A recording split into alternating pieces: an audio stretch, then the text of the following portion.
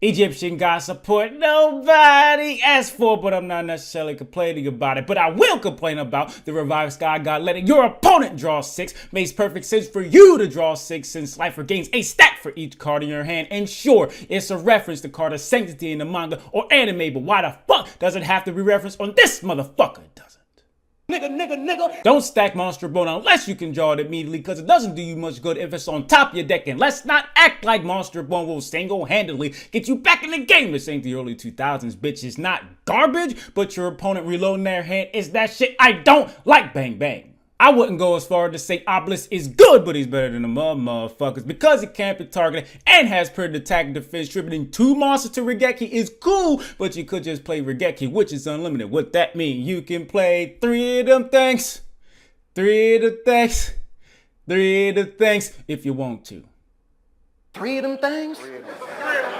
The Breaking Ruin God summons some from your hand or graveyard. Why doesn't the Revived Sky God say that? I don't know. And makes them unaffected by your opponent's shit. I didn't even get to banishing all monsters in your opponent's graveyard, then burn them for 500 for each monster if you tribute 2 or more monsters at the same damn time. Obelisk effect. I don't even need to be here for this to be better than the Revived Sky God cuts for 1 to support Slifer and 2.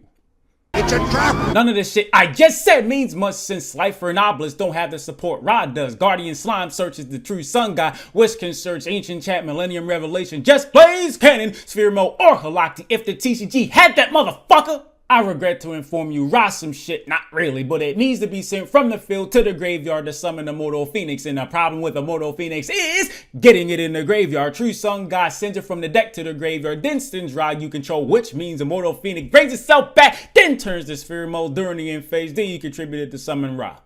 That's not the point. The point is, no matter how bad Rise on its own, it's better supported than Slifer and Obelisk. In other words, Slifer and Obelisk received the dick. Again, how you gonna support one God card way more than the other 2? But this is Konami we're talking about, and these bitch ass motherfuckers do shit like this all the time, but at least neither one of these are garbage. Thanks for watching. My Patreon, Cashapp, Venmo, PayPal's in the description. So is my Discord server link to True Sun God. Searches all your Ra shit, prevents non-Ra monsters from attacking. What the fuck is that there for? And most importantly, enables Immortal Phoenix. I really like that motherfucker. Based on what we have right now, I don't think there's a good argument that can be made saying why Ra isn't the best god to build a deck around. I go as far to say making a god deck that isn't Ra focused, especially when this motherfucker exists, is retarded.